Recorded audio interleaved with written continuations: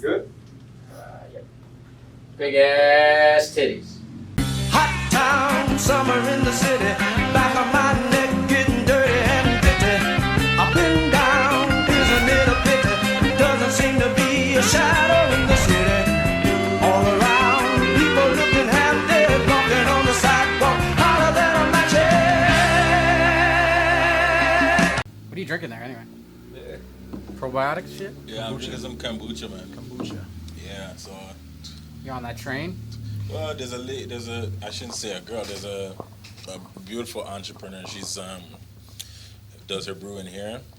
We work together in the same kitchen now, and I think she has a great product. So it's in Soulyve, it's in all the markets. Can I give a plug? Right? Oh, well, yeah, plug it up. Shout out. Yeah. Country Brew kombucha, man. It's the real stuff. The Put it up blueberry to is the my camera. favorite. The blueberry is my favorite. So it feels nice, you know, because I came off the liquor a little bit. You know, came Oh, did off, you? Yeah, come up off of it just because, you know, you're trying to live a good life now. So Yeah. not as heavy, and so it gives you a little fizz and gives you a little bit of that crave. So stay off the soda and the booze. Yeah.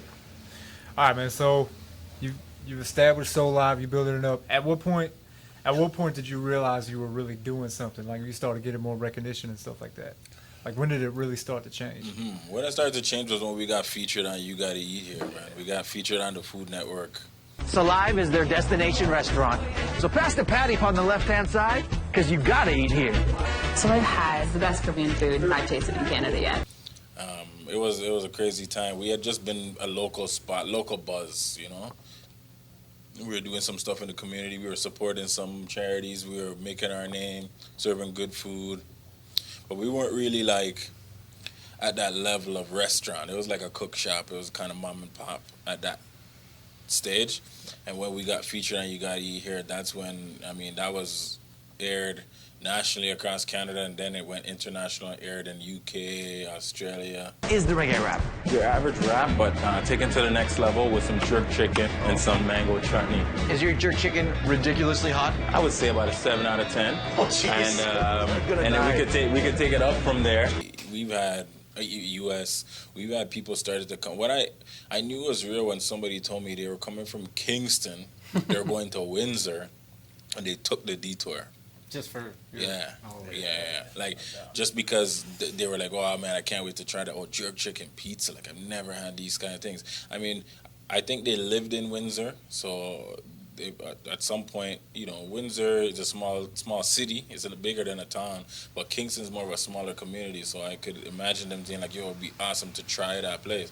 And just thinking like, oh, well, you know, it's just outside Toronto, but think of the journey they would have to come off that highway to come to this, right? Out of the way. I just thought it was real, man. Kitchener, Waterloo, people come to make reservations. That time we didn't even have debit. I'm telling you, we were the cash only spot. Like, whatever, oh, go up there. There was an RBC there, TD on the back. So we didn't really think of it. And then once we start to get that notoriety, we realized that, you know, this thing is real. So we gotta get our act together. We gotta start making moves the right way. We gotta start putting money in the right places, hiring staff. At this point, it was still just me, Josh, and a couple of our buddies that were running it. You know what I mean? And we didn't know that it was this yet. But once we start to see that, we start to take that next step. And you know, we were just busting at the seams every day, day in, day out. And after pretty much 2 years of that, is when we had our eyes on the larger location, which was just down the street. That's when we moved to the place that most people would know as Soulyve now. Yeah. The OG one's still my spot. Yeah. Was That's it my spot too. Was it a 5-year lease at the new place, or how long was that? So yeah, we essentially we had a 4 with the option of the last one because you know we were making a big step. Yeah. And so it was a 5-year lease, but that last year was something that you know we could negotiate, right? Okay. Player option. Yeah, player option. So you know, it was. We made the move. It was going fantastic, and you know, during these times, you know, you have young kids.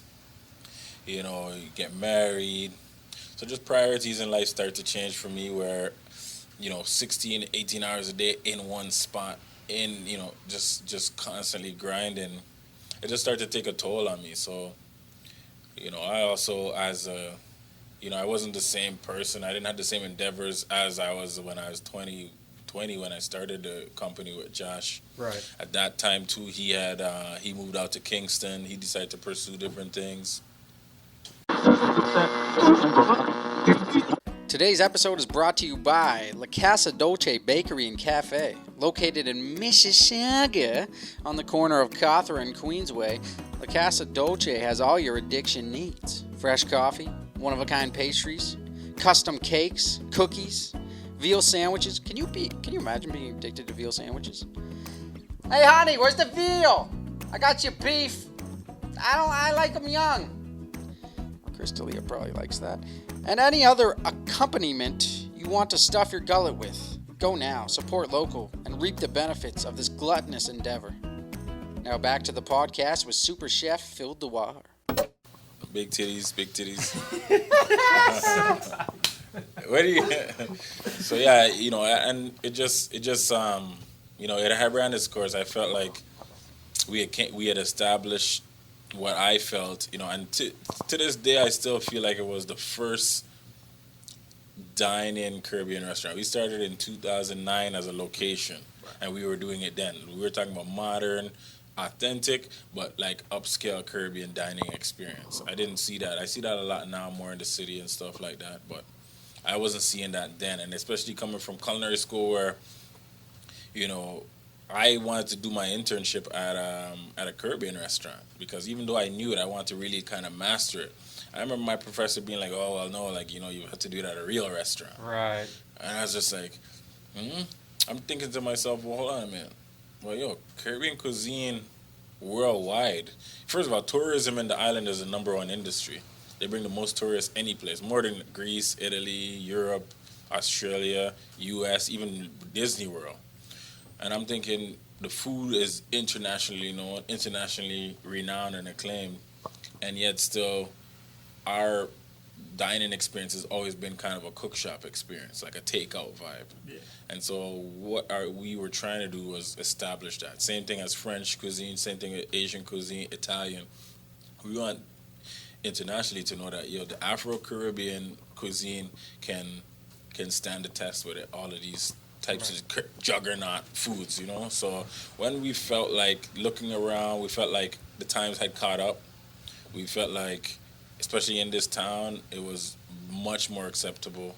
It was much more accessible. We had, young guys like yourself from Shelburne. Like, this was probably like maybe your first experience with Caribbean food and this kind of thing. So you know what I'm saying? Yeah. So at that point, I felt like, based off where I want to be in life and, my commitments to my family and, what continuing to do what I was doing was going to take from me, it was like I had to switch gears, man. So in a way, did you feel like you accomplished what you wanted with it? I felt so. I felt like it gave me a platform where, especially coming from what being viewed as a young black guy in this town was prior to that, now growing successfully to a successful young black entrepreneur. Yeah. We felt like we changed some heads, we turned some heads. We felt like we, introduced the culture to a lot more people regionally here. Absolutely. We brought a Caribbean festival to the town. We brought these road parties to the town. We brought a little more excitement to kind of, more of a dull, just kind of stagnant, older, like bedroom community. Yeah. People wouldn't view it downtown Orangeville as anything. And I mean, I didn't do it on my own. There was other businesses down there helping to create that vibe. The Business Association, BIA, does a wonderful job of, creating events and these kind of stuff. And so just piggybacking on all that and pushing our platform, I felt like we had done it. Going forward, it would have been, kind of just more of the same. Not that we couldn't continue to reach for more. Yeah. But I felt personally I had other goals. I wanted to be balling a little bit more, be in the gym a little bit more, spend some time with friends and family a little bit more. And when you're kind of there for 16 hours a day, 6, sometimes 7 days a week, it's like you don't have any other life. So, it just felt to me that, I felt like we've done it. and I felt like we came here to do what we did, and that's why when we closed, we hashtag that it was a grand closing, because by no means did we monetarily, we couldn't do it, we couldn't afford, or well, we weren't popular anymore, and Like you could have kept open easily, right? yeah, 100%. Yeah. You know, so it was just something where we wanted to celebrate the accomplishments of the restaurant, Right. celebrate the accomplishments of the people. You know, we've had people who had families, 2 kids, 3 kids, 4 kids. I mean, probably count 6 kids altogether that's born and raised, I mean, off of those salaries. People bought their first homes, their first cars. We've seen people get married. We've seen guys come from high school, like grade school, grab a patty every day at lunch, like skateboard. You know, we've seen those guys come back, drive cars. We've seen those guys come back and buy beers, and we had to double check their ID. Like, well, we've been here this long, you know. We've seen those guys go off to university, come back and cater those weddings. You get what I'm saying? Jesus. So we felt like we were part of a fiber of the community, and at that point, I just felt like there's more to life than what I was doing, you know, day in and day out, and I want to experience that with the wife, with the kids, experience a little bit different pace, and you know, have a better quality of life that I was really enjoying. So, Have you had offers for it? what do you mean by Like the brand, or the name, or I'm cool. something Well, like that? honestly, yeah. Well, we had a business. You know, this company came and did a business appraisal. You know, we were appraised at good money, but you know, I just, in my mind, I couldn't. It wasn't for sale for me. You know what I'm saying? It was something that, you know, I could be proud of forever. Something that my kids could be proud of. I think that the work that we've done, and I'm continuing to keep the brand up with some catering and stuff now, but I truly believe that at some point after all of that numbers and number crunching, for me, it wasn't for sale. So I just said, you know what, we're not gonna wait around until someone wants to buy. Then they're gonna negotiate, and then it's gonna be this whole cat or mouse game. So I said, you know what, no one could pay me like the amount of money you'd have to pay me for that. You know, tattoo on the chest, like in my spirit, like this is who I am, kind of embodied. That was that restaurant. That was the experience we tried to give everyone. And so at some point I just decided it wasn't for sale. At the end of this year, this was September 9th. That would have been 9 years to the day. We opened September 9th, 2009, right? And I said, okay, September 9th. So I was leading up to that, going back after the long weekend. You know that long weekend in August there? Or that Labor Day? Yeah. I was just contemplating. It was so nice to just be home with the kids, you know, enjoy the vibe, like not having to worry. And every time around that weekend, we take a week off to recharge over the summer. And when I came back, I met with my manager. And, you know, I told him what was up. And to be honest with you, you know, we both sat there. It was an emotional conversation, but he's just in agreement with me because, you know, he's there every day, just like me, grinding it out. And we just said, you know what, yeah. We had at that point we still had we had just closed up a space in Guelph because we had a year and a half before that we branched out to Guelph, and again it was just, you know, running both places. It became even more. Yeah, it became even more work.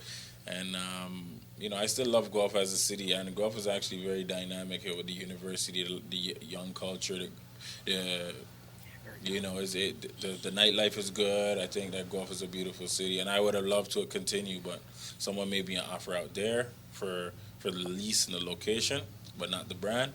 Right. And I said, now's the time, and that's how this thing started to roll. And then once I saw that, I said, you know what, here's an opportunity to kind of like close out. And, you know, I've been a sports guy my whole life too. You know, sometimes you don't want to wait till the game decides for you when you're done. Right. That's a bar. You know what I'm saying? Yeah. You know? So at that time, we decided to take it into our own hands. We said, you know, that's it. We're going to walk away when we know we've done. We're at the peak.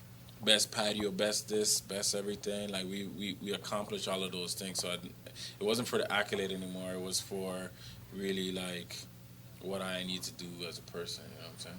So basically, it was like you built something your way, did it your way, and then you got to close it out on a good note your own way. Like, it was all your thing. Yeah. That's a beautiful thing, man. That's how it should go. That's how I felt. I mean, I'm sure other people, people will look at it from a money perspective or look at it from other perspective. But I mean, I had to sleep at night knowing I made the decisions that I can live by, and I'm comfortable with that. Yeah. So let's plug this new catering business then. Well, it's the same brand. It's the same brand? Soulyve, yeah. We're doing a couple of things where we still do our catering, same Caribbean fare. We're also partnering with some farmers. So when there's one farmer, Ambre Farms on Third Line, Mono. So he has a farm store there, and as he produces his stuff, he's a produce farmer. So he has a lot of things that he grows, and oftentimes you have surplus, and so he brings it back to us as caterers, and we'll make it pot pies, quiches, and so things that we could sell back at his farm store. So there's a nice partnership there. So, again, growing as a chef is teaching me even the rhythm of the land, the rhythm of the bounty, like what's available when, like a lot of those things, a lot of chefs don't know. They just know how to cook things, and that's also good.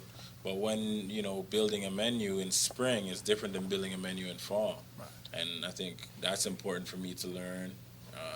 It's something that we've suffered from because of sticking with our cuisine. You always need that pineapple, mangoes, strawberries, these kind of things. And it's like in the winter, you're paying triple the price of what you would in July. Ooh. So, but we never had those chances, right? So for me, it was a learning curve. And the farmer was actually a teacher at ODSS at the time. I didn't really take his class, but he's always been good to me, and he's seen my journey, and he reached out to me and said, "Look, I'd really like to do this," and so I said, "Yeah, let's do it." So this journey now is kind of making you, in a way, a little even better of a chef because you're learning how to adjust to certain things that you weren't accustomed to. Nice. Yeah, I think so. Catering with, with other catering companies, right? Like, Rural Roots is a beautiful catering company that does like a lot of high-end weddings, marquee tent weddings, outdoor stuff, and learning even how to deal with like 250 people on the most important day of their life. Learning the rhythm of that, learning how to make menus, learning a lot more about the money of it. It's teaching me lots more than, again, keeping your head down and grinding, right? And so sometimes, if I was ever to do anything again, it's like it's equipping me with more skills and resources to be more successful, right? Amazing. Mm-hmm. I think so. I mean, shit. What more can we say, man? I feel like it's only right that we end this on a good note too. So I mean, sure. I don't know. I just love the fact that you've built this in such a genuine way. Like it's your own thing, and that's something I appreciate. Did it the right way. I think so, man. I mean, I subscribe to that. It's just like we talk about ball to bring it back to sports. And I always felt like you win, you lose, whatever. If you played the right way, I just felt like you set that screen. You have to stand tall. You have to make it. You have to curl a certain way. You have to run hard. You have to sprint hard. You have to do these things. Rebound the ball. The little intangibles that I think that now the highlights wouldn't show some of that stuff. And I feel like I built the same way I would play it. Right? We play bruising. We play hard. We go after the ball. And same way we approach the kitchen, Start early, find good ingredients, don't cut corners with no store-buy stuff. Like, build your product, right? And build it that way. And I feel like that translates to beautiful food, beautiful dishes in the end. And it showed by the success of the restaurant, Yeah, I felt like you always went the extra mile and things. Even when I was working at, like, Athlete Institute, you'd see me like just chilling when I was working, and you'd be like, "Get up there and clean like the fucking backboards, dog. Like, what are you doing?" Because I believe like, what are you doing, dog? Yeah. You have that time to time, the kitchen thing is time to lean, time to clean. Yeah. Just I believe that, and I take that with me everywhere. I take that with me in every avenue of life. And sometimes it doesn't yield good results, to be frank with you, because sometimes it's abrasive to some, and some people are like, "Well, who's the like?" They're not used to it. Yeah, some people aren't used to that. So how's it being a boss and like trying to instill that in certain people? Yeah. Like some people like adapt to your leadership, I guess, and then some people just don't like it. Sure. So I'm rigid in that way, particularly because I pay the bills at the time. So it's like, look, I don't have the opportunity to if you're not on board with these founding principles of how we're going to work and operate this restaurant, then you're not the person for us, right? Right. And so, yeah, there's been times where we've had to just tell someone, look, man, this is, we don't feel like this is working out, and they've gone their separate way. There's been times where, we've, given someone kind of a little discipline or given them an understanding of where we stand, and they've kind of adhered to it. And then they've seen the results, and, especially when it came to those big events, and said, here's why we've got to, the event's on Saturday, why am I coming in early on Monday? Because we've got to do the work, we've got to do the work.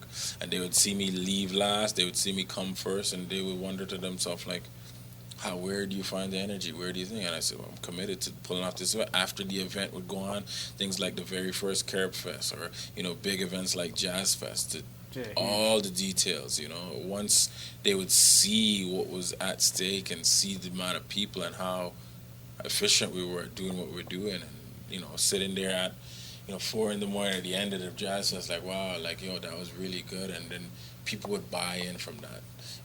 Not always by me talking, but when they see the results for themselves, you could tell someone to work on their handle, you could tell someone, you gotta box out before you rebound, but when they start doing those small things that start to yield them the response, the results, then they'll start to buy in on their own, right? And I swear by that forever.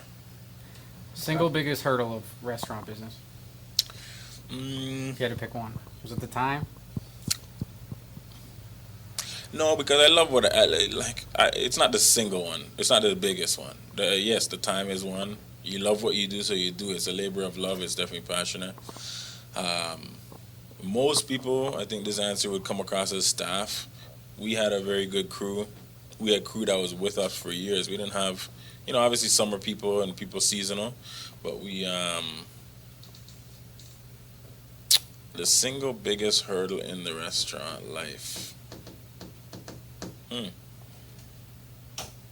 Wow. I'm stumped, man. Because I hear how difficult it is, but I've never. Yeah. It's a tough world to be in. Any kind of hospitality, hotels, restaurant, bars, nightlife. Maybe you're right. Maybe it is the time. Yeah, the time. Sounds like it is. Yeah, the time, because you can't buy time back. You know what I'm saying? So no matter how successful you are, no matter how much money you made, but the time's already gone, the time's spent, right? So I that's probably, one of the biggest ones. And I just want to re-up and make sure you're still catering my wedding, because I beat you on that last championship. So we got that last championship. Yo, you did. You did. Which chip? We got a chip. We got a chip. You guys got a chip on us? Which? Nah, you lost. You lost in the semis. Oh, we lost to you guys. You lost to Coven, and then we beat his team. In the champion, you guys won the chip. Oh, And then- yes. And Marco brought you the chip. No, come on, man. I had 15. All right. Yeah, Marco. Yeah. No, you guys were good.